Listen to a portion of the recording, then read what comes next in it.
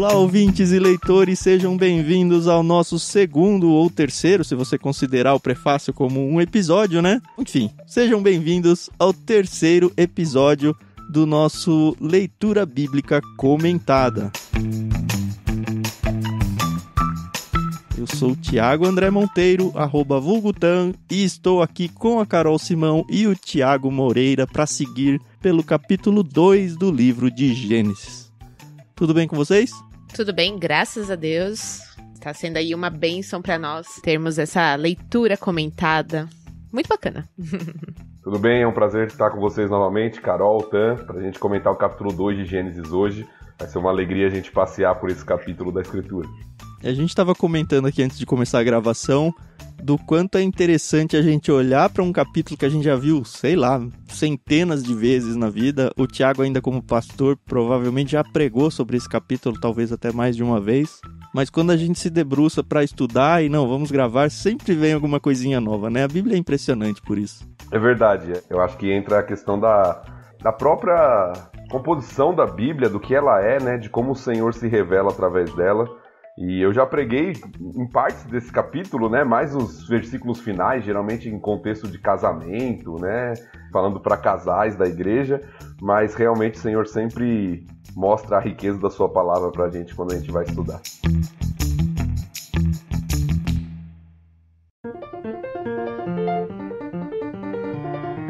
Mas vamos lá, a gente na verdade deu uma pisadinha nesse capítulo 2 no final do último episódio, até porque o assunto descanso aí, o 7º dia da semana de criação, estava dentro desse assunto. Vamos ler então no versos 1 a 3, só para a gente marcar que estamos começando o capítulo 2. Eu vou começar lendo aqui então. Desse modo completou-se a criação dos céus e da terra e de tudo que neles há. No 7º dia, Deus havia terminado sua obra de criação e descansou de todo o seu trabalho. Deus abençoou o 7º dia e o declarou santo, pois foi o dia em que ele descansou de toda a sua obra de criação. É interessante que é decretado um dia santo aqui, né? E eu me pergunto muito nessa questão do sábado, que foi, assim, a treta do Novo Testamento, né? Principalmente na época de Cristo, porque ele vem e, enfim, causa em cima desse assunto. E um pouco depois, já de Atos em diante, a treta foi a questão da circuncisão, que a gente ainda vai chegar nisso. Mas acho que a grande primeira treta, rompimento assim, do Antigo Testamento para o Novo, do judaísmo para o cristianismo, foi essa questão do sábado. E se a gente for olhar o sábado, ele aparece lá no Decálogo, né? Os 10 mandamentos de Moisés, que vai aparecer lá em Êxodo. Eu me lembro, não sei se eu tenho essa informação ou se é uma lembrança falsa da minha cabeça, talvez o Thiago possa ajudar nisso, de que algum professor no seminário tinha me contado que no Novo Testamento, dos 10 mandamentos de Êxodo do Antigo Testamento, o sábado foi o único que não foi reafirmado pelo Novo Testamento. Eu tô viajando ou é isso mesmo? Eu já ouvi isso também, viu, Tan? Eu não tô com tanta certeza assim também para afirmar com todas as letras, mas eu já ouvi isso. É uma lembrança minha também. Então é bem possível que tenhamos ouvido na mesma aula. E se nós formos olhar e tentar fazer uma lembrança rápida, de fato, talvez não especificamente citado, mas você vai ter o tempo inteiro, né? O Novo Testamento vai condenar a idolatria, vai voltar a lembrar para honrar pai e mãe, não matar, né? Não adulterar. Então é bem provável que sim, eu creio que sim mesmo. E aí no Novo Testamento a gente vai ver que Jesus, em terra, né? Quando ele ainda estava encarnado aqui, ele vai contra o sábado várias vezes, pelo menos no que os judeus tinham transformado o sábado. O descanso do sábado. Enfim, outra coisa que me vem à cabeça muito é a nossa viagem lá para Israel, porque a gente passou um sábado lá, né, um Shabat, e a gente viu na pele ali, viu com os próprios olhos o que é de verdade até hoje um Shabat para os judeus, para a cultura judaica. A gente via como ficou a cidade, parecia que estava em pandemia de Covid, né? Tinham coisas curiosas do tipo, dentro dos elevadores, no hotel que a gente estava, não sei se você lembra disso, tinha um elevador que tinha uma cadeira dentro do elevador. Porque como eles não podem abrir chamas no sábado, porque seria trabalho, e eles não podem gerar faísca, então eles não podem apertar interruptores nem o botão do elevador. Então nos hotéis tem um elevador programado para parar andar por andar, porque assim ele atende todo mundo sem ter que ninguém apertar botão nenhum. E aí lá dentro tem uma cadeira. Eu lembro que a gente tava descendo, acho que pro café da manhã, abriu, tinha um judeu, assim, todo trajado de judeu, sentado na cadeira, porque, vai demorar aqui pra chegar no andar que eu preciso. E o café da manhã no sábado era o pior café da manhã, né, da semana, porque não tinha nada quente. Que não pode ter chama, né? Olha. Exatamente. Então, tudo que a gente comia não tinha nada quente no café da manhã. Então, era o café da manhã mais restrito da semana toda. Mas é interessante notar a devoção deles, né, e o respeito, o zelo, né, mesmo que nós vamos discordar de alguns pontos da forma, né, mas do zelo deles por considerar isso. E eu acho que você falou bem quando fala que Jesus, ele confronta ali, e eu acho que a gente até citou isso no primeiro episódio, o princípio do sábado, ele permanece para nós. O princípio do sábado é divino, né? Deus colocou para nós. O grande problema era que os judeus tinham transformado o sábado, né? Como um legalismo que você não podia nem ajudar as pessoas no sábado e colocando as regras acima do espírito da lei, vamos colocar assim, né? É mais ou menos como aquele caso da Corban lá, que era o dinheiro que eu deveria usar para benefício dos meus pais, que agora já são idosos, eu falo, não, eu santifiquei esse dinheiro, então eu não posso usar para isso. E aí a Bíblia condena esse tipo de ato. Bem comum do legalismo. Mas o que você falou é muito isso, assim. Quando eu tava lá e eu via, sei lá, os judeus fazendo as rezas deles no meio da tarde, esse tipo de coisa, eu me lembro que pra mim foi um tapa na cara enorme. Porque o que eles têm de extremo na tradição religiosa deles, que a gente, como você falou, a gente até de certa forma condena, por outro lado a gente vê o quão várzea a gente leva a coisa espiritual de Deus, né? E não deveria, enfim. É pelo extremo maior que a gente vê que a gente tá no extremo menor. E é triste isso, infelizmente a gente tem que reconhecer. Uma coisa também do sábado que me dá um pouco de... não sei se desconforto é a palavra, mas vou manter porque eu não achei uma melhor. É que ele é colocado aqui antes do pecado, né? Igual a gente já tinha visto, e no 3, Deus abençoou o 7º dia e o declarou santo, pois foi o dia em que ele descansou de toda a sua obra de criação. Isso aqui é antes do pecado, isso aqui é antes de existir um povo separado. Então a gente colocar ele, simplesmente jogar essa coisa como uma lei para o povo judeu, que é o que acontece no Êxodo, eu acho que é forçar demais a barra. No sentido de falar, olha, o ser humano ele não tem que se preocupar mais com isso porque isso é só para Israel. E a gente vai ter várias coisas assim. Pra mim é muito claro aqui que isso não tinha povo, não tinha nem pecado ainda. É um negócio que tem que fazer algum sentido pra nossa vida hoje em dia. E a linha é meio que você falou, né? É o espírito da coisa. Não é nem o espírito da lei, porque nem lei existe ainda, né? Mas é o princípio do sábado, é o princípio do descanso. E acho que a gente já falou um pouquinho de como fazer isso no final do capítulo. Sim, eu creio que Deus fez isso, como a gente até citou, né, no episódio anterior. Se você não ouviu, vá lá, ouça o episódio do capítulo 1, a gente citou um pouquinho disso no final. A criação divina, né, como Deus vai relatando aqui, ele faz de maneira didática para o ser humano, né? E eu acho que o fato de Deus descansar aqui, né, parar, avaliar, contemplar a sua obra, mesmo não necessitando de descanso como nós necessitamos, é para nos ensinar a importância disso para a nossa vida, né?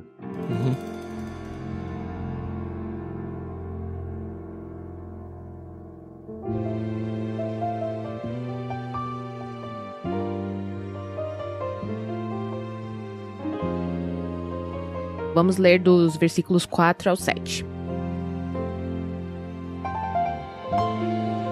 Esse é o relato da criação dos céus e da terra. Quando o Senhor Deus criou a terra e os céus, nenhuma planta silvestre nem grãos haviam brotado na terra, pois o Senhor Deus ainda não tinha mandado chuva para regar a terra, e não havia quem a cultivasse. Mas do solo brotava água que regava toda a terra. Então o Senhor Deus formou o homem do pó da terra. Soprou o fôlego da vida em suas narinas e o homem se tornou ser vivo. Eu tenho um questionamento aqui. Vamos lá. Carol e seus questionamentos. Exato. A gente tinha conversado um pouquinho no episódio anterior sobre essa questão da chuva, né? Que não se sabe ao certo se já tinha chovido ou não, mas aqui nesse texto fica claro que até esse momento, né, o momento da criação, não tinha chovido. Isso me dá muita dúvida, porque não sei se isso é relevante pra nós, mas chovia ou não chovia? Então, eu fui até pesquisar. Quando eu me confrontei com esse texto, eu lembrei da sua pergunta do episódio anterior, né? Sobre a chuva e sobre o que eu já tinha ouvido falar, se já tinha chovido antes do dilúvio ou não. E de fato há uma divisão entre os comentaristas aí, pesquisadores, pelo que eu fui atrás. Alguns acreditam que não choveu até o dilúvio e outros acreditam que não choveu, que o texto está relatando que não choveu até aqui. De fato, Sim. O texto está relatando que não choveu até aqui. Mas alguns vão acreditar que isso se estendeu até o dilúvio e outros vão acreditar que não, que está só narrando essa realidade agora, inclusive para mostrar o papel do homem como agricultor ali, né? Que ainda Sim. não tinha nenhuma planta que havia brotado da terra e ainda não tinha chuva porque não tinha quem cultivasse. Isso. E aí Deus vai criar o homem para fazer isso. Eu acho que o texto não nos responde a questão do dilúvio, né? Mas eu acho que a ênfase do texto, de fato, está no momento atual ali, para falar, inclusive, do que o homem vai fazer. Eu lembrei da pergunta da Carol quando eu li isso, até anotei aqui. Eu falei, olha, se ele falou aqui, olha, não choveu até agora, pra minha cabeça, de interpretação de texto mesmo, tá certo que eu tô no português, eu não tô no hebraico. Mas de interpretação de texto, claro que vai chover, tipo, amanhã. Não teria por que ele pontuar aqui, não falar, olha, não choveu, porque ele não fala, não choveu até o dilúvio, em nenhum momento a gente vai achar isso. Sim, mas se ele falou aqui, é porque, olha, seria estranho não ter chovido até aqui. Mas não choveu até aqui. E aí, quando o homem já entra no jardim e começa a cultivar, vem a chuva. Eu acho. A gente não pode perder de vista também, algo que eu sempre gosto de pensar, quem tá escrevendo e pra quem. Porque isso é importante na nossa leitura. Quando a gente chegar lá no finalzinho do capítulo, isso vai ser muito importante, né? Por quê? Moisés está escrevendo para um povo aí que tá no deserto aí, prestes a entrar na Terra Prometida. É bem provável aqui que nós estamos falando desse período. Então Moisés narra algo bem antigo, mas com este povo em mente. Então quando ele explica não chovia, aquele povo sabe o que é chuva. Adão não sabia o que era chuva, né? Porque ele nunca tinha experimentado isso, né, naquele momento. Mas o povo que está lá ouvindo aquela mensagem sabia, né, o que era chuva. Na verdade, ele tem que explicar o que era a realidade de Adão para aquele povo, que era diferente, né? Subia do solo, brotava água que regava toda a terra, né? O que o texto vai falando. Então, Moisés tem que explicar para aquele povo como que era. E Moisés mesmo não experimentou isso. Ele está relatando algo antigo, né? Que acontecia na época. Então, não perder de vista para quem o texto é escrito, eu acho que nos ajuda a entender certos detalhes de explicação que o autor está fazendo, né? Sim. Mas, de fato, é um assunto que não importa muito, né? É verdade. É curiosidade, né? E é uma curiosidade que te faz pensar, porque Deus, ele criou o homem já com o intuito de ser um trabalhador, né? Então, o que eu imagino, assim, um pouco com uma mente até infantil, é que quando Deus criou o Jardim do Éden, propriamente dito, para colocar Adão e Eva, a impressão que a gente tem é que, eles não faziam nada o dia inteiro, ficavam lá passeando. E, pelo visto, aqui desde o início, Deus, ele tinha um plano de que, o homem vai ter que cultivar, ele vai ter que trabalhar. E eu acho isso muito legal, né? Porque não é aquela coisa, eu vou ter água de coco, sombra, eu vou ficar aqui sem fazer nada, só dando nome aos animais, né? Deus, ele tinha um objetivo, né, pro homem desde o início, né? Isso é muito legal. Você quer dizer que o nosso trabalho hoje não é uma maldição de Deus, não é um castigo de Deus, porque ele foi dado ao homem, foi planejado ao homem antes do pecado entrar no mundo? É isso, né? Isso. Ou seja, não reclame do seu trabalho, é isso? Só que era pra ser uma coisa muito mais satisfatória, né? Não era pra gente talvez se cansar, mente e corpo, como a gente acaba ficando cansado, né, hoje em dia. Todo mundo fala, eu tô tão cansado. A gente vai ver no capítulo 3, quando chegar o pecado aí, que o que aconteceu, na verdade, foi que o trabalho começou a dar trabalho. A ser dificultoso, né? Começa a vir ervas daninhas, porque o trabalho de Adão era de agricultor e tal. O Thiago levantou uma bola aí que me fez pensar, eu tinha lido isso aí em outro lugar. A gente estava falando que muito do que Moisés juntou para escrever o Pentateuco todo, chegou a ele por tradição oral. Porque, enfim, ele foi o primeiro que compilou essa história e tal, e várias coisas aconteceram antes do momento da vida dele. Só que se a gente for olhar toda a parte da criação, não tinha nenhum homem, então não tem tradição oral para chegar até ali. A única pessoa possível de narrar isso para Moisés era o próprio Deus. É uma coisa besta que passa batido assim, mas se a gente for pensar, só Deus que podia revelar isso pra ele. E isso tá lá, interessante, porque isso tá lá em Hebreus 11:3. Eu até separei aqui, deixa eu ler. Em Hebreus 11:3 diz: pela fé entendemos que foi o universo formado pela palavra de Deus, de maneira que o visível veio a existir das coisas que não aparecem. E aí a gente fala, olha, a própria Bíblia diz, e tem que ser pela fé que a gente tem que acreditar na criação, porque não tinha ninguém lá pra ver. Uma coisa boba, mas enfim, não queria deixar perdido aí. Não, é muito interessante, porque eu acho que de fato o Gênesis ele foi escrito por Moisés com um misto disso. A gente tem que lembrar que Moisés ficou 40 dias no monte recebendo revelação de Deus, né? Sim. A gente pensa às vezes, só os 10 mandamentos, e é claro que não é só isso, né? Ele ficou 40 dias lá no monte com o próprio Deus. Ele ficou duas vezes, né? Porque depois ele desce, quebra a pedra e sobe outra vez e fica mal. Sim. Então, de fato, e também como o registro mesmo, que foi sendo acumulado por tradição oral mesmo, que foi dito pelo Tiago aí. Agora, deixa eu voltar a uma questão que a Carol falou, que eu acho muito interessante, bem interessante o que ela falou, que é a questão do trabalho. De fato, muitas pessoas veem o trabalho como uma maldição, né? E de fato não é. Deus colocou o homem para ser útil, para ter utilidade, para... a gente falou um pouco disso no último episódio. Parece que o homem está fazendo aquilo que Deus fez, como um corregente, né? Deus pegou a terra sem forma e vazia, começou a organizar e trabalhar nela. E o homem é colocado no jardim e é dado um papel para ele organizar e trabalhar naquilo. Ele vai plantar, ele vai ser o agricultor, ele vai cuidar das plantas, ele vai manter o ambiente dele organizado, produtivo. Então, isso é um princípio, isso é uma teologia do trabalho pra gente, né? Nosso trabalho, ele é uma adoração ao Senhor e deve ser feito da melhor maneira. Deus nos criou para trabalhar, para sermos úteis. Aquele sonho, né, utopia de alguns, né? Não, só quero... Vou me aposentar. Eu lembro que alguém falou isso recentemente. Não, mas, não é nem questão da aposentadoria, porque eu acho que a aposentadoria ainda é válida, porque a aposentadoria prevê um período de trabalho anterior, né? Mas daquelas pessoas que falam assim, não, minha vida vai ser só, não vou trabalhar nunca, eu só vou viver de renda, eu só vou fazer aquilo que eu gosto, e aqueles sonhos, às vezes, utópicos de alguns, que esquecem que Deus nos criou para o trabalho, para a produção, para sermos úteis, né? E isso é graça do Senhor. Então não reclame mais da sua segunda-feira, não, viu? Sim. É interessante o assunto, porque no mesmo texto a gente está falando, olha, o trabalho é uma bênção e o descanso é uma bênção, porque a gente acabou de passar pelo sábado. Então, assim, nenhum extremo, não vou trabalhar, que Deus vai me abençoar e me sustentar. No Novo Testamento tem Paulo dando uma bronca, né? Que ele fala, olha, se não quer trabalhar, não vai comer também. É um negócio meio tenso. Por outro lado, a gente sabe que tem gente que a vida é o trabalho. E não é por aí também, né? Você tem que ter o tempo de descanso, o tempo de contemplação, o tempo de curtir as coisas e as bênçãos que Deus dá pra gente. Família, amigos, lazer em si.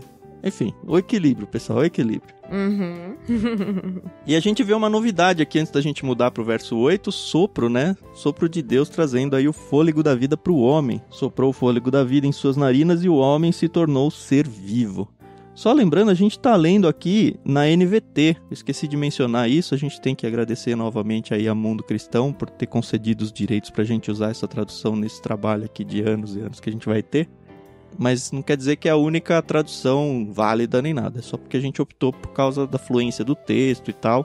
Mas enfim, sigamos. Tem duas coisas que eu queria fazer observação rapidamente aqui, pra gente não perder muito tempo também. Sobre o versículo 7, que foi lido agora.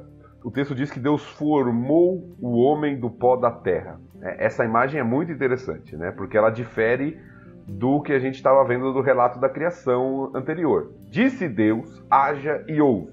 E era um negócio meio distante, né? Isso, parecia uma distância e autoridade divina, evidentemente, pela sua palavra, mas algo que Deus falava e as coisas aconteciam. Aqui parece Deus, né, como se fosse o trabalho de um artesão, de um oleiro, pega lá o pó da terra e ele forma, né? A imagem que nos apresenta é de um relacionamento muito mais íntimo e pessoal na criação do homem. E é o único ser vivo que ele empresta o seu hálito ali, né? Que ele empurra Exato. O seu sopro pra vida. E aí tem esse momento bem interessante, né? Que Deus sopra e aí passa a ser animado, passa a ter fôlego o homem. Eu acho que isso revela muito do que Deus espera do homem no relacionamento com ele. dessa intimidade, dessa diferença que vai ter do restante da criação. É lógico que toda a criação adora o Senhor à sua maneira, os salmos vão mostrar isso, mas o homem tem um relacionamento especial com o seu Criador. E eu acho que esse ponto aqui desse versículo nos mostra bem isso. Muito bom. Outra questão que eu queria só, a título de curiosidade talvez, mas que é interessante para os nossos leitores aí e ouvintes, lá no versículo 4, é a primeira vez que aparece a expressão Senhor Deus. É verdade. No texto. Até agora nós estávamos usando, até citamos isso, a palavra para Deus que era Elohim, no capítulo 1. E agora aparece Senhor, e se você notar, a maioria das versões pelo menos trazem assim, a palavrinha Senhor tá tudo em maiúsculo. Isso, é o tal do versalete para quem é das letras aí, que é, mesmo as minúsculas é uma maiúscula, né? Exato. E quando aparece assim, no texto, nas traduções, é porque está se referindo ao nome que Deus se revelou, inclusive a Moisés, em Êxodo, acho que a gente vai chegar lá, daqui a um tempo. Quando Deus se revelou a Moisés no Êxodo, e é esse nome que Deus usa, um nome de aliança, né, em que Deus se revela para o povo que ele vai libertar. E aqui esse nome é usado. É aquele nome que talvez você já ouviu como Yahvé, Javé, Jeová, tem toda uma discussão sobre isso que a gente não vai entrar, eu acho que não vale a pena. Mas é interessante que aparecem os dois nomes aqui, né? Esse é Yahvé, Elohim. O Elohim é o Deus aí, e esse Senhor, ele traz um atributo de Deus, né? Dentro desse nome composto aí. Sim.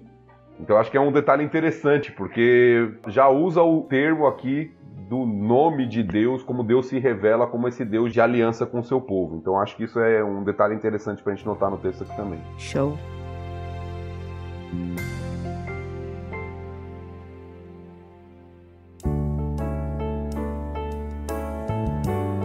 Vamos lá, do 8 ao 14, você lê aí, Thiago? Versículos 8 a 14.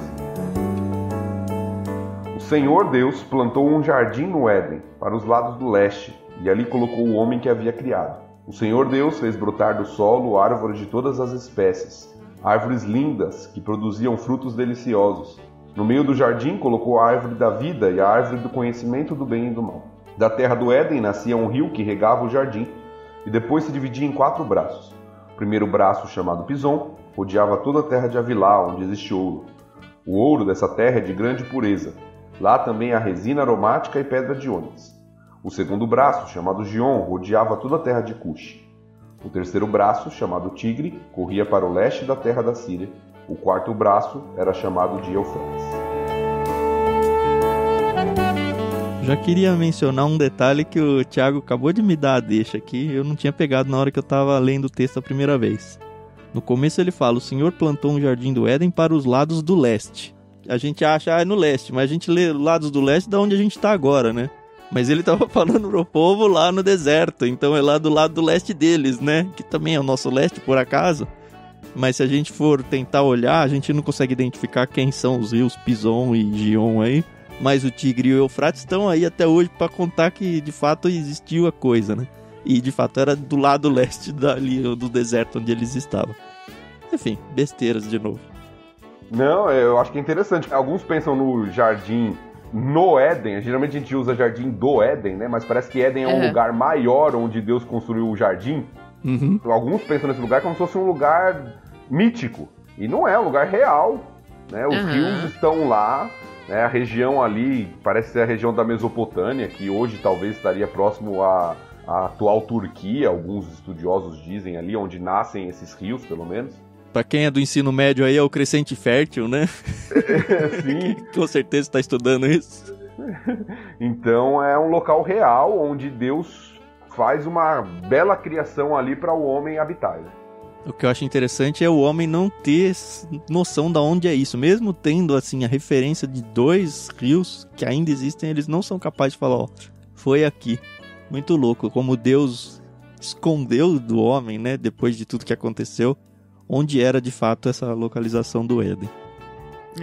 E é legal que o próprio Deus é que faz o jardim e coloca o homem lá, né? E falou, agora aí, cuida aí. Sim. Eu gosto de pensar que, assim, como eu falei na última gravação, o pessoal falando, não, quando Deus fala de criação do mundo, ele tá falando do Éden. Aqui já mostra que não, né? Mostra que Deus criou um jardim. E aí, outra coisa que eu acho interessante é que fala aqui sobre as árvores, né? Que o pessoal pensa que é só uma árvore, né? Que é a árvore do conhecimento do bem e do mal. E pouco se fala dessa árvore da vida, né? A gente não tem muitos relatos sobre ela, né? Deus deve ter um propósito. Deve não, tem um propósito, né? Eu acho que tem bastante. Eu discordo de você, Carol. A Bíblia vai falar muito dessa árvore da vida. O que as pessoas esquecem é que ela estava lá no começo. Algumas coisas sobre as árvores, as duas árvores aí. A gente vai ver isso muito claramente depois. A árvore da vida era um fruto, não dá pra saber se era uma maçã, né? Porque todo mundo acha que era. Ou uma ou da outra. Maçã normalmente eles jogam pra do mal, né? Mas enfim, o homem nem a mulher comeram do fruto da árvore da vida e graças a Deus por isso, porque senão a decisão de pecado dele seria eterna. A gente vai chegar nisso provavelmente lá no capítulo 3. Mas ela estava lá e outra, ela não estava proibida. Isso é um ponto bem importante. O que foi proibido é o fruto da árvore do conhecimento do bem e do mal. E eu não sei se esse nome foi dado para Adão e Eva ali, no sentido de falar, olha, esta árvore é do conhecimento do bem e do mal e vocês não podem comer. Ou se Deus falou, esta árvore você não pode comer e não explicou que raios faria esse fruto para eles. E eu estava num estudo bíblico recente e alguém levantou uma bola muito interessante. A pessoa falou assim, nossa, mas é tão estranho, pra mim parece um negócio tão besta, Deus criar uma árvore e falar, olha, você não pode comer dela. Um negócio meio arbitrário, meio sem propósito, meio, por que uma árvore, sabe? Por que um fruto? Por que colocar isso aí? E aí gerou uma discussão muito gostosa no estudo que a gente estava tendo. E, de fato, assim, eu já tinha pensado isso, nunca tinha dado grande bola. Mas uma coisa que me fez melhorar muito o jeito de pensar isso é que Deus ia simplesmente testar o ser humano. De alguma forma, ele escolheu isso aí, uma árvore. Mas se a gente for, por exemplo, eu queria trazer um pouquinho de literatura aqui, tem o segundo livro da série da trilogia cósmica do C.S. Lewis, o livro se chama Perelandra, óbvio que é uma obra ficcional e tal. Na história, um personagem ele vai até o planeta Perelandra e lá ele encontra vida. E ele encontra uma mulher, pelo menos no sentido de vida daquele planeta lá, um ser feminino muito parecido com uma mulher humana, só que eles não estavam caídos ainda. E aí tinha exatamente esse mesmo desenho do Éden, como se ele tivesse ido lá pro Éden pré-pecado. E aí lá, a ordem que Deus, ele não usa esse termo lá, enfim, tem toda uma alegoria desenhada dentro disso, dessa ficção, ele dá uma outra ordem para ela. Vocês não podem dormir em terra firme, porque eles moravam em ilhas flutuantes e tal, enfim.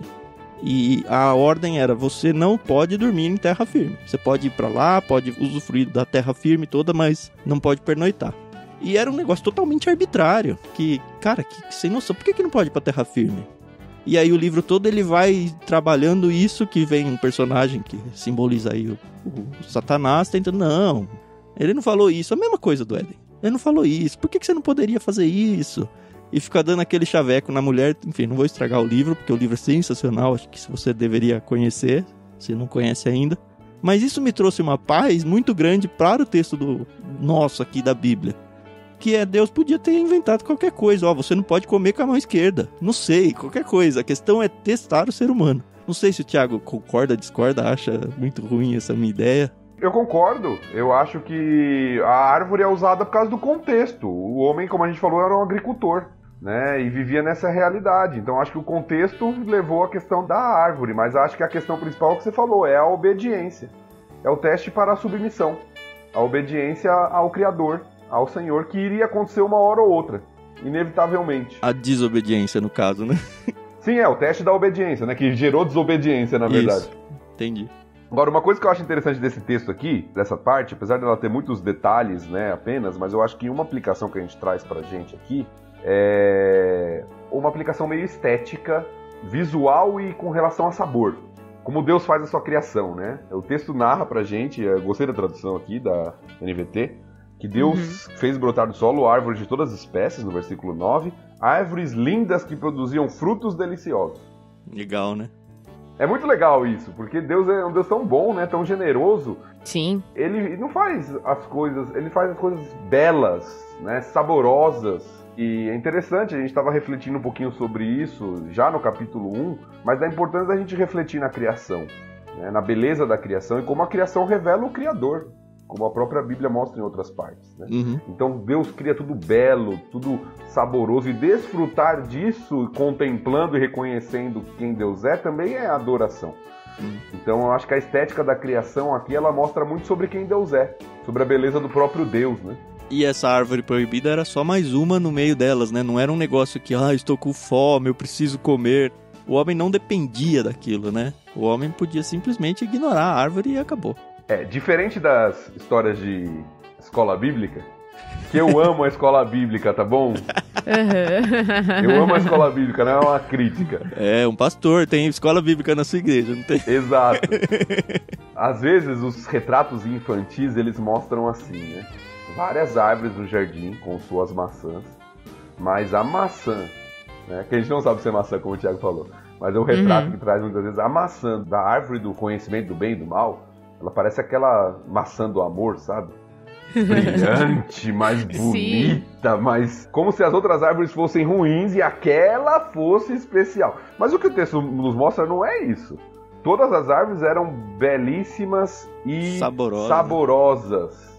A questão não foi, eles comeram porque aquela era melhor, ou eles comeram porque eles não tinham o suficiente nas outras. Não foi nada disso. Foi a questão do... que a gente vai chegar no capítulo 3 para falar da tentação, né? Mas foi outras questões que estão envolvidas ali. Esse negócio de escola bíblica aí, tô lembrando porque essa semana eu li pro Daniel a história do Daniel. E eu já tinha ouvido isso também, acho que foi no seminário. Essa romantização que as pessoas fazem quando vão contar histórias pras crianças, né?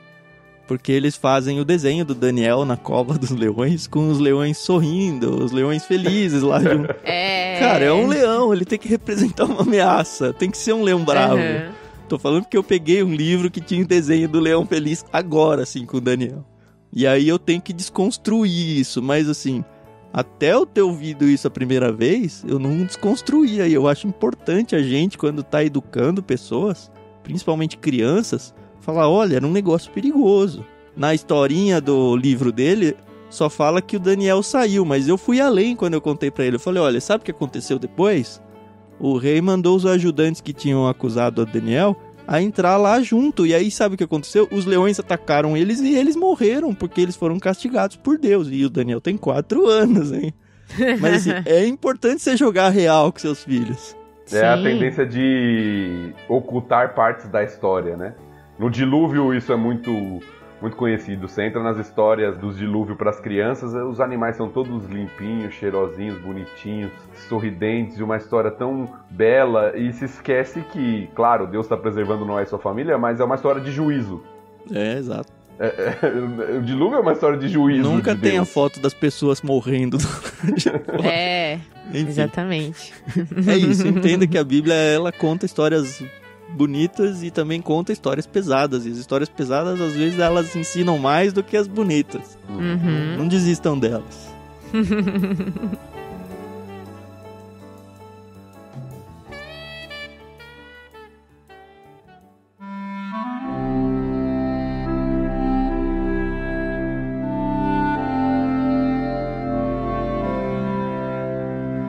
Mas eu acho que a gente queimou a largada um pouco aqui. Vou ler os versos do 15 ao 17, ó. O Senhor Deus colocou o homem no jardim do Éden para cultivá-lo e tomar conta dele, mas o Senhor Deus lhe ordenou: coma à vontade dos frutos de todas as árvores do jardim, exceto da árvore do conhecimento do bem e do mal. Se você comer desse fruto, com certeza morrerá. E a gente queimou a largada falando aqui, ó, não estava proibida da vida. E acho que a gente já discutiu bastante a questão da árvore do conhecimento do bem e do mal mesmo, né? Uma questão aqui que a gente não colocou que é interessante, né? Como a ordem de Deus, ela é generosa. Que o versículo mostra Deus falando, né? Coma à vontade dos frutos de todas as árvores do jardim. Ou seja, a ordem de Deus é muito generosa. Tem uma exceção. Talvez esse seja o nosso problema, né?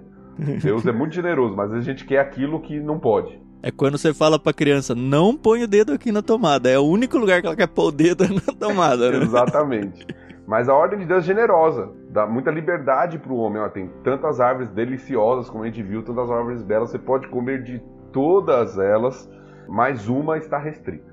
E aí eu quero só levantar uma coisinha que o Thiago falou, que eu já ouvi duas coisas, né? Uma foi a que ele falou, sobre a árvore da vida. Já ouvi gente falando, o homem nunca comeu da árvore da vida. Já ouvi gente falando, o homem comeu da árvore da vida antes da queda. Ele não comeu depois. Será, meu? Pra mim é tão claro isso. Eu já ouvi gente falando, né, que a ideia da árvore da vida, inclusive lá em Apocalipse vai voltar, né, que as nações vão se alimentar daquela árvore, dos seus frutos e tal, e tal, e tal. Já ouvi gente falando que essa árvore da vida era uma árvore de manutenção da vida. E não necessariamente se você comesse uma vez, você nunca mais morreria.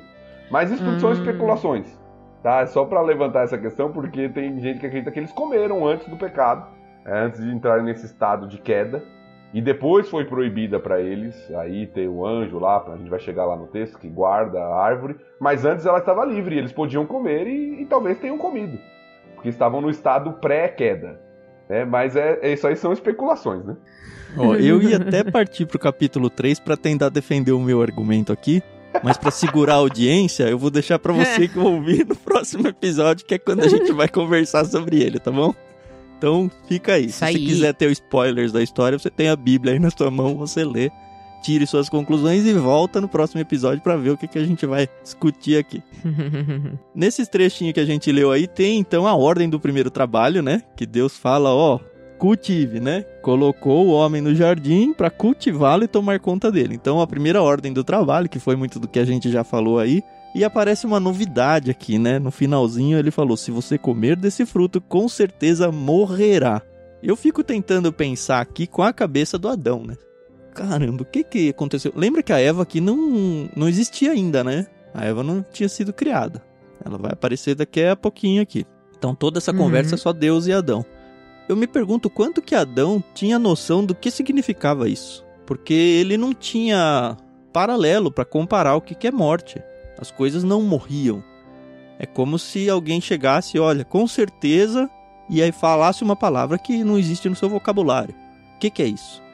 Não sei se alguém aí já parou para pensar sobre isso, mas é algo que me incomoda um pouco se Deus aqui explicou para ele o que é morrer, ou se morrer é simplesmente como a gente defende, é uma separação. Se a morte aqui, na cabeça do Adão principalmente, fazia sentido para ele ser uma morte espiritual ou uma morte física, carnal. Não sei se alguém já brigou com esse texto, eu não tenho respostas para ele, não, só tô jogando a carta na mesa aqui. Olha, eu vou falar da minha opinião de leiga curiosa, como eu te falei ontem. Eu sempre ouvi que Adão era o homem mais inteligente do mundo. Então, não sei se isso é muita inocência da minha parte, mas eu acredito que ele sabia o que era a morte, ele sabia o que era uma consequência. Tanto que quando ele peca mais pra frente, a gente vai ver que ele tem essa ciência, né? De que ele fez algo errado e aí ele vai até culpar a mulher, mas né? Mas aí ele tem o resultado do conhecimento do bem e do mal. Ele passa a conhecer o que é bem e o que é mal. Antes ele não tinha noção do que era isso. Eu acho, e a ideia, né, de que Adão tinha capacidades intelectuais muito maiores que as nossas, eu concordo, porque ele não sofreu os efeitos da queda ainda. Lembra, quando a gente está olhando para o relato bíblico, o autor, querendo ou não, ele está selecionando coisas e trazendo para a gente. A gente não sabe, por exemplo, quanto tempo Adão viveu no jardim antes da queda. A gente não sabe, o relato ele é resumido, né? O relato ele é trazido para nós de forma proposital, aquilo que Moisés quer nos revelar, aquilo que Deus quer nos revelar. Então eu acho que Deus de fato explicou para ele, eu acho que ele sabia bem, mesmo que não tivesse experimentado isso, de fato, né? Mas eu acho que ele sabia bem as consequências do que aconteceria. E o texto aqui, entrando numa curiosidade textual, ele é muito enfático, que é a forma do idioma hebraico ser escrita, né? Porque se a gente fosse traduzir literalmente, o texto que Deus fala aqui seria algo do tipo, se você comer, ao morrer, morrerás.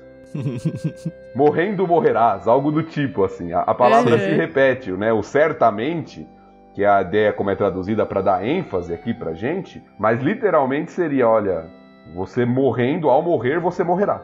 Tem uma ênfase no texto para mostrar a gravidade da questão. O judeu usava muito desse recurso, né? Quando a gente quer falar algo grandioso, né? A gente usa geralmente essas formas, né? Superlativo, né? Isso. Eles usavam a repetição, que é muito comum. Então, ao morrer, morrerá. Ou seja, opa, é algo muito sério aqui. Pelo menos Adão sabia que era algo muito sério. Sim. Que ia acontecer aqui. Bom, fato é que de fato morreria e a gente entende bem, sei lá se entende bem, mas a gente entende que é morte. E aí eu acho que no capítulo 3, dando só uma chamadinha pro próximo episódio aí, a gente vai discutir um pouquinho mais sobre os efeitos dessa morte, né? O que ela significava. Eu entendo que é morte em diversos aspectos, tá? Não só física, né? Não só físico. Mas físico também. Também. Ela passa a ser uma realidade do mundo, né? Nesse próprio livro Perelandra, o personagem mau, ele tenta matar um animal. E ele não consegue, ele tipo deixa ele agonizante. E aí o personagem principal que vai lá meio que pra tentar deter o mal, ele vê esse animal agonizante. E aí numa certa cena ele decide sacrificar aquele animal pra ele parar de sofrer.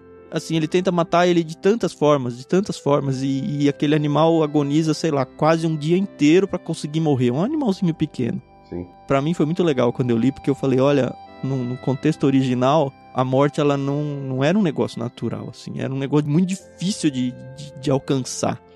Coisa que hoje em dia não, né? Qualquer bobagem, uma pessoa já tá morrendo aí. Sim. Um vírus entra em você e te mata, é bizarro isso, né?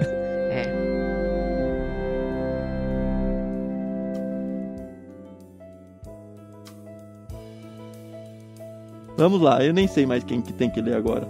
Acho que é 18 ou 25 agora, não é isso? Isso, então vamos lá. O Senhor Deus disse: não é bom que o homem esteja sozinho. Farei alguém que o ajude e o complete. O Senhor Deus formou da terra todos os animais selvagens e todas as aves do céu. Trouxe-os ao homem para ver como chamaria, e o homem escolheu um nome para cada um deles. Deu nome a todos os animais domésticos, a todas as aves do céu e a todos os animais selvagens. O homem, porém, continuava sem alguém que o ajudasse e o completasse.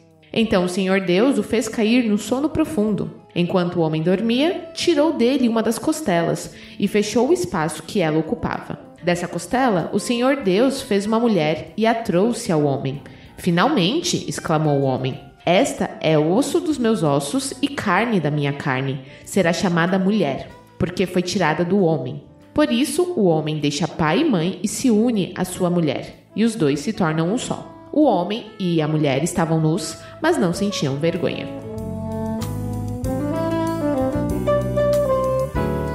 Aí é o texto que o Thiago falou que provavelmente já pregou algumas vezes, né, Thiago?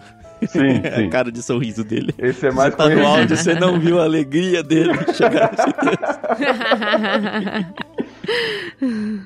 Eu acho um texto muito belo, muito belo. Eu gosto muito desse texto. Primeiro porque ele começa a mostrar, eu acho que é o texto fundamental para falar de qualquer relação de casamento nas escrituras. Toda vez que a Bíblia fala de casamento, vai voltar para esse texto. Seja Jesus falando, seja Paulo falando, eles sempre vão voltar para esse texto que é conhecido como a instituição do casamento, né? Onde Deus cria a mulher ali e aí tem o juntar do primeiro casal. Eu acho um texto muito bonito. A gente vai comentar sobre ele, mas eu acho um texto muito bonito. Você acha esse texto muito bonito, Thiago? Eu gostaria de fazer uma pergunta, avançando só um pouquinho. Não sei se no original a palavra homem e mulher ela se parece, porque aqui faz tanto sentido. Será chamada mulher porque foi tirada do homem. Em português isso não faz muito sentido. Em inglês, se você for pensar que também não é o original, é man e woman, né, que tem ali algumas letras em igual, comum, né? Em português é varão e varoa, Carol. Como que não? Mas eu queria saber do original como que é. É isso mesmo, é? Algumas traduções mais antigas trazem assim justamente para tentar conservar a dinâmica do original mesmo. De varão e varoa. Apesar da gente não usar esse termo, às vezes usado até de forma de brincadeira nas igrejas, né? É uma tentativa de conservar, porque de fato é isso mesmo, né? No original o homem é Ish e a mulher é Ishá. É interessante ver também, não sei se na sua Bíblia tem isso destacado, mas esse trechinho aí do verso 23, talvez ele esteja identado um pouquinho mais para a direita no seu texto.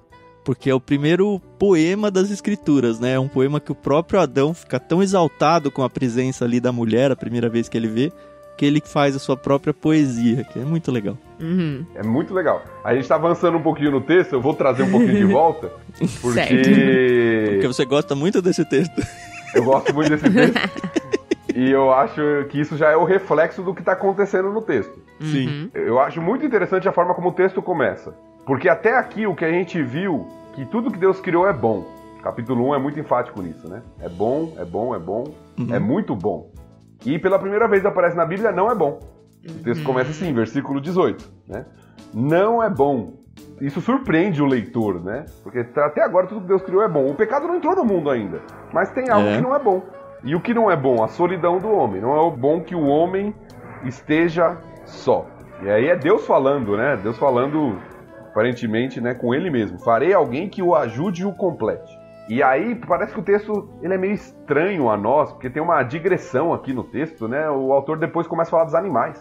Que foram feitos da terra, hein? Ó, deixa aí a minha manifestação pessoal. Eu fui até para outras traduções no português, não fui no hebraico, apesar de saber um pouquinho, eu não tenho essa condição ainda, mas ok. Ah, verdade, não tinha notado. Mas acho que não no sentido de Deus como formando o homem, né? Ah, não, a criação do homem é totalmente diferente. Mas é que pra mim a grande diferença é o sopro da vida, sabe? Sim. Eu não sei, porque na Almeida atualizada ele diz: havendo, pois, o Senhor Deus, ó, o Senhor de novo aí nas maiúsculas, né? Formado da terra todos os animais do campo e todas as aves dos céus. Lembra que a gente tinha falado, as aves veio do ar, e que foi um jeito que a gente tentou pensar, as aves foram do ar, os marinhos veio da água e os terrestres veio da terra. No sentido de que era o habitat deles. Mas aqui o texto diz que vieram da terra tanto os animais do campo quanto as aves dos céus. E eu acho que, pensando aqui, acho que faz sentido com a ideia da ligação do ser pó, né? Talvez. Que é a mesma ligação do homem, né? Tu és pó e ao pó voltarás. Assim, mas teologicamente não quer dizer nada, é só eu sendo chato. Não, mas é uma boa observação, eu não tinha notado. Mas voltando à questão da criação da mulher aqui, o fato de Deus criar alguém compatível para o homem. Ele vai mostrando, tinham os animais, e o homem escolheu nomes para os animais, a gente falou sobre isso, né? Sobre a autoridade do homem, sobre a criação, o fato de dar nomes e tudo. Mas ele não tinha alguém que ele podia se relacionar adequadamente. É como se Adão olhasse assim e falasse assim, olha, o animal tem o macho e a fêmea, tal animal tem, e não tem um equivalente para ele. Isso nos ensina muito, porque, como eu disse no capítulo 1, eu entendo que isso aqui é didático. Deus já sabia disso, evidentemente. Sim. Mas parece que Deus faz proposital para que Adão perceba e sinta a falta. E é interessante que é Deus que traz os animais pro homem, né? Ele não fala, o homem, vai lá atrás dos animais para dar o nome para eles. O texto diz que Deus trouxe diante de Adão. Pra mim é muito ele falando, olha só, Adão, olha, dá um nome aí. Ó um outro casal aqui, dá um nome aí. Até que ele fala, mas e o meu casal? Cadê a minha parte, né? Exatamente. E aí eu acho que a poesia reflete isso, e eu gostei da tradução usada aqui, porque fala assim, finalmente. Eles finalmente declaram exatamente isso, né? Exato. Olha, todo mundo tinha e eu não, né? Agora sim, né? Finalmente eu tenho alguém que eu posso me relacionar, que é como eu. E aí tem esse poema aí, que talvez você não vai fazer para sua esposa, né? Essa é osso dos meus ossos, mas tem uma beleza literária e romântica aqui, né? Na expressão de Adão, de alegria e de satisfação, né? De louvor ao Senhor pela companheira que Deus deu para ele. É lindo, né? Na sequência dessa poesia aí, o texto da NVT ela não deixa tão claro que ele diz, por isso o homem deixa pai e mãe e se une à sua mulher e os dois se tornam um só. Mas talvez você conheça os textos mais clássicos, eles vão dizer eles se tornam uma só carne. Eu não sei se isso aí no hebraico tá assim, mas na minha cabeça isso faz muito eco à própria poesia que o Adão escreveu falando ossos dos meus ossos e carne da minha carne. No sentido de que, olha, da mesma forma que a mulher foi tirada da carne do Adão, a partir do momento em que você tem a união entre eles, o casamento, que é algo que Deus cria aqui, antes do pecado, ou seja, ele não é uma coisa ruim também, aliás, ele é justamente o que faltava para Deus não chamar tudo de muito bom, ele ter dito que, olha, não tá bom assim ainda, meio que, o casamento, mesmo que não literalmente, mas ele traz de volta os dois a uma só carne, como era antes da mulher própria existir. Muito legal. Alguns autores, né, como eu disse, eu já preguei esse texto, alguns autores sugerem, e eu acho muito legal essa ideia, que nós estamos aqui numa simulação, na verdade, né, que o que é, não simulação, mas o que é feito posteriormente é uma imitação do que é feito aqui em Gênesis, numa espécie de cerimônia de casamento. O texto narra, no versículo 22, que Deus fez uma mulher e trouxe ao homem. Alguns sugerem que a ideia da mulher sendo trazida ao homem na cerimônia de casamento tem origens neste relato aqui. Que legal. Como se Deus fosse o pai da noiva, trazendo ela até o homem, que a recebe, e aí depois Deus, no versículo 24, como se estivesse fazendo o papel daquele que faz a cerimônia. Como se estivesse dando aquela bênção e aquela declaração final. Por causa disso, né, já que vocês, né, diante da confissão de vocês aqui, né, eu os declaro marido e mulher, então deixe o homem, pai e mãe, se unir a mulher, os dois se tornam uma só carne. Então alguns dizem que a origem das cerimônias de casamento, até no contexto judaico e depois cristão, elas remontam princípios desse texto aqui, elas voltam a esse texto para elaborar algumas coisas. Eu acho isso muito interessante. Cara, muito legal. Eu nunca tinha ouvido isso e... Não dá pra afirmar categoricamente que é isso, mas é uma forma muito bonita de usar o texto, né? E acho que bem honesta, não tem nenhum tipo de heresia envolvida nisso, nada do tipo. Só mais uma coisinha que a gente falou, que é importante a gente pensar. Quando fala assim, ó, deixa o homem pai e mãe, a gente tem que lembrar que Adão e Eva não tinham pai e mãe, né? Sim, sim. Nem umbigo, né? Lembrar que Moisés está falando para um povo, né?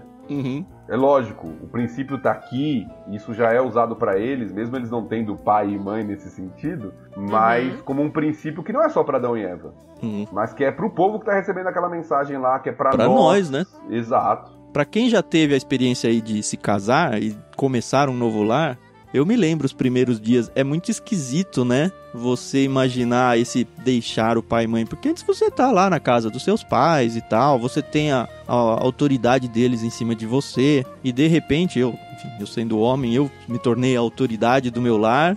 Não que eu vá desprezar os meus pais, tá muito longe disso, aliás, seria um grande pecado da minha parte fazer isso, mas é uma questão de mudança de lealdade.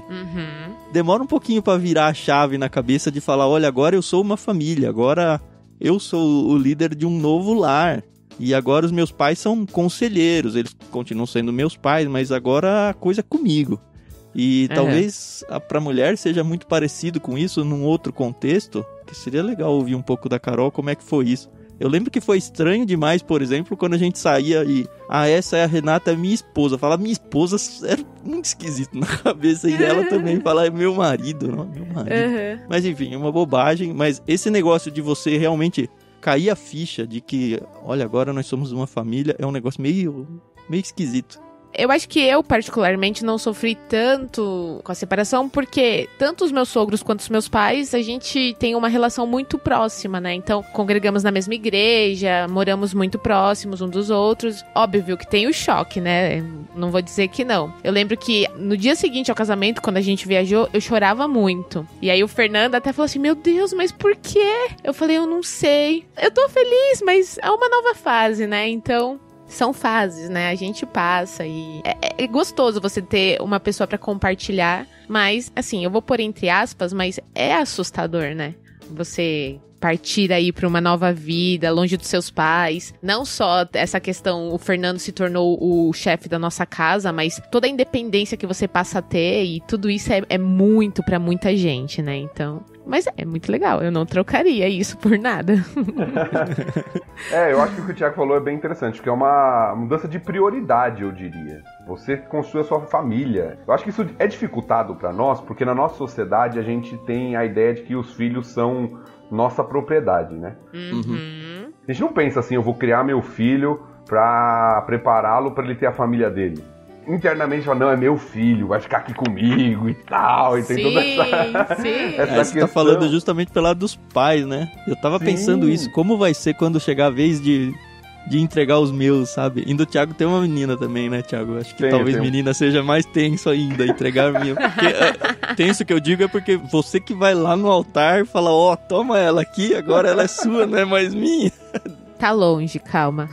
Mas é muito belo, né, e muito interessante essa união que Deus faz, né, a mulher chamada como, a gente nem destacou muito isso, né, mas como uma auxiliadora idônea nas versões mais comuns, né, que é a ideia de alguém que vai completá-lo e alguém que é correspondente a ele, é muito interessante ver essa realidade e ver que por mais que na nossa sociedade as pessoas desprezem, ironizem o casamento, ele é belo e ele é muito bom quando vivido dentro do que Deus estabeleceu para o homem. Isso é sempre bom a gente lembrar para os nossos jovens que estão muito influenciados pela cultura, que vê o casamento de maneira ruim. O casamento é uma bênção de Deus. E esse texto nos mostra isso. Ou como algo descartável, né? Ah, não deu certo, depois separa. Tudo bem. Cara, é uma só carne. É tipo, vou me amputar aqui uma parte do meu corpo se eu separo. É o mesmo corpo agora. Não é um negócio assim na flauta, é algo muito sério. É.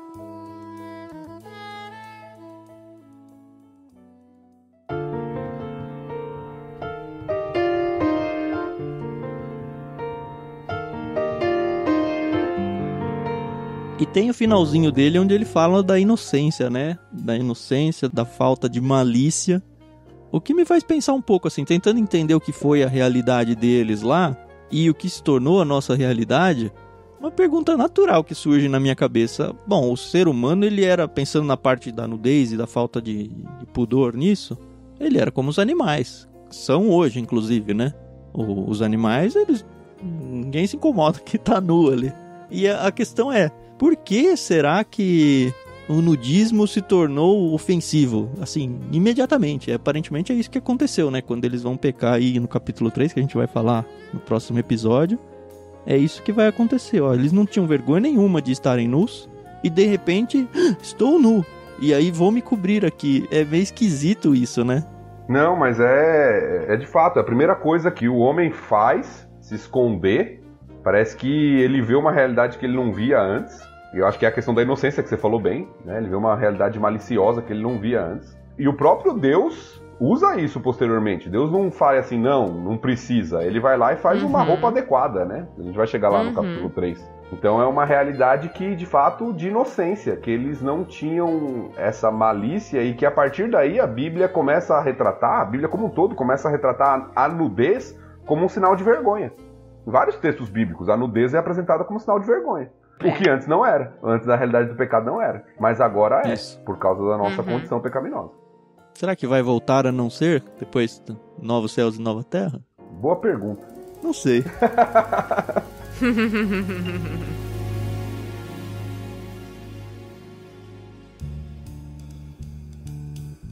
Tem duas coisas no texto maior aqui que eu anotei que a gente não mencionou nos pormenores aqui, mas eu acho que vale um destaque.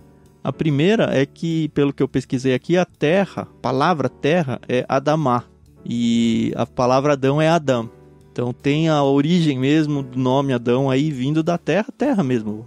Pó, né? Pó da terra ali. Que é a composição do homem. E a outra é sobre uma estrutura literária. Eu aprendi com o professor e pastor José Arthur a sempre dar atenção a esses detalhes.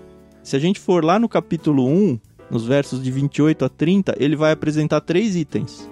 Comida, domínio e sexualidade. Então Deus os abençoou e disse: sejam férteis e multipliquem-se. Sexualidade. Encham e governem a terra. Dominem sobre os peixes do mar, domínio. E sobre as aves do céu, sobre os animais, rastejam pelo chão e tal. Então Deus disse: vejam, eu lhes dou todas as plantas e tal. E aí ele dá a comida. Então ele aparece aqui, a sexualidade, o domínio e a comida. Quando ele é reapresentado isso agora, no capítulo 2 que a gente leu agora, ele vem a mesma sequência invertida. Não sei se ficou claro isso. Ele vai aparecer a comida nos versos do 8 ao 17, o domínio no 18 ao 20 e a sexualidade do 21 ao 25. Isso não quer dizer nada, pelo menos acredito que não, além de uma beleza literária mesmo, de uma estrutura literária planejada pelo Moisés aqui, né? Que eu acho sempre bonito. Eu sou das letras, mais ou menos. Interessante, interessante. Não tinha reparado nisso. Bem interessante. E reafirmando o que Deus espera do homem, né? É. E tem agora sua mulher como a auxiliadora, né? É interessante pensar nisso aqui. Primeiro que o termo não é pejorativo, como muitos acham, né? Alguns acham que esse termo auxiliadora, ele indica inferioridade. Ele não indica, de forma alguma. Porque no Pentateuco, a Bíblia como um todo, mas no Pentateuco essa palavra é usada muitas vezes para Deus. Deus é o auxiliador de Israel o tempo inteiro no Pentateuco. É a mesma palavra que é usada para mulher aqui. Então não pode ser sinal de inferioridade. Mas de alguém que vai ajudá-lo a ser, primeiro, completo e, segundo, a cumprir o papel que Deus tinha dado para ele. Tem muito disso em Gênesis, né? E nesses primeiros capítulos. A gente já falou, né, de Adão e Adamá, homem e terra. A gente já falou de Ish e Ishá, mulher e homem. Tem toda essa beleza literária. Tem uma outra, já vou só dar um spoiler aí do capítulo 3, que junta com o 2, a gente vai voltar a isso no comecinho, porque as palavrinhas para estavam nus e não se envergonhavam, e a palavrinha da serpente como astuta ou sagaz também é um jogo de palavras. Ah, essa eu não conhecia, não. No versículo 25 falam que eles estavam nus, a palavrinha usada lá é adumim, falando que o homem e a mulher estavam nus. E quando vai falar da serpente como a mais sagaz, a palavra é adum. Então, adumim.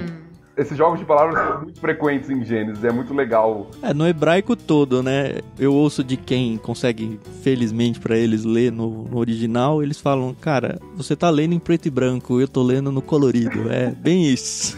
Sim, até aquilo que a gente falou, né? De morrendo morrerás. Tem muitas ênfases que a gente perde na tradução, não tem como. Sim.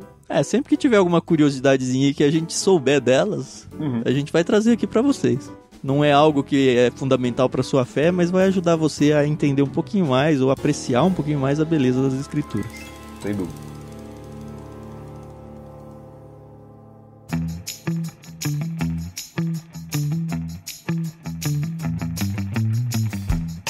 Tá bom, eu acho que a gente falou bastante sobre o capítulo 2. De novo, foi uma coisa bem melhor. Conforme o tempo for passando, a gente vai ganhando uma dinâmica cada vez melhor, uma química entre nós três que acho que já começou muito boa. E você que tá ouvindo é um melhor dos nossos feedbacks. Lembra que depende de você se envolver com a gente o máximo que você puder. Depende de você o sucesso desse projeto, fazendo com que as coisas que a gente tem produzido aqui ganhem cada vez mais ouvintes. Então mostra para o seu pastor, mostra para o seu pessoal da igreja, mostra para os seus familiares, compartilha pra caramba. Porque assim, a ideia nossa é que esse projeto dure 10, 15 anos até a gente completar as escrituras. Mas óbvio, tudo isso vai depender muito do tamanho que isso alcançar. Então vai com certeza depender de vocês. A gente sabe que tudo hoje que as pessoas produzem pra internet termina com esse discursinho de compartilha, se inscreve no canal e tal. Mas entenda que esse projeto aqui, ele realmente precisa disso, tá bom? A gente precisa que você compartilhe, porque você vai abençoar a vida de outras pessoas, como você está sendo abençoado. E, por outro lado, vai ajudar para que esse projeto, de fato, ganhe escala e faça sentido de existir, porque ele está atingindo cada vez mais pessoas. A gente criou também um canal no Telegram, não só o canal do Clube Ictus. A gente estava com a ideia de colocar toda essa discussão do Leitura Bíblica Comentada lá, mas para deixar a discussão bíblica separada, a gente decidiu criar um canal no Telegram específico para o Leitura Bíblica Comentada. Então, se você quer participar com a gente e continuar essa conversa que a gente tem feito aí, episódio atrás de episódio da Leitura Bíblica Comentada, é muito fácil. É só você ter o aplicativo do Telegram instalado, é claro, e procurar por Leitura Bíblica Comentada, ou simplesmente usar o link t.me/Leitura Bíblica Comentada, tudo junto, sem acento, minúsculo e tal. Isso aí. Lembrando que sempre de forma muito educada e respeitosa, tem espaço para todos lá e a gente tá super ansioso para que vocês possam interagir com a gente, tirar suas dúvidas. Vai ser um canal mesmo de discussão, uma discussão saudável, e não vemos a hora de vocês estarem participando com a gente, tá bom? Converse com o amiguinho do jeito que você gostaria que ele conversasse com você, essa é a regra. Então, beleza, a gente se vê lá, continuar essa conversa com vocês lá no Telegram, lembrando t.me/Leitura Bíblica Comentada, tudo junto, tá bom? Agradeço mais uma vez o Thiago Moreira aí pela presença com a gente, a Carol Simão. Tem sido manhãs muito boas pra mim, tô falando isso porque a gente grava de manhã, né? E espero realmente ver a cara de vocês, o Thiago ficando de cabelos brancos, a Carol ficando enrugadinha. E a gente muito próximo aí, até muito tempo aí. Não vai demorar muito, eu já tô ficando grisalho já. Beleza, então. Obrigado pela audiência aí de vocês e até o próximo episódio. Até a próxima, pessoal. Valeu, pessoal. Até mais.